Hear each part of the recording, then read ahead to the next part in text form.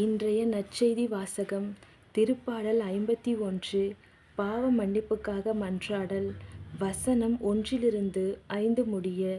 கடவுளே, உமது பேரன்புக்கேற்ப எனக்கு இரங்கும். உமது அளவற்ற இரக்கத்திற்கேற்ப என் குற்றங்களை துடைத்தருளும். என் தீவினை முற்றிலும் நீங்கும்படி என்னை கழுவியருளும். என் பாவம் அற்றுப்போகும்படி என்னை தூய்மைப்படுத்தியருளும். ஏனெனில் என் குற்றங்களை நான் உணர்கிறேன்.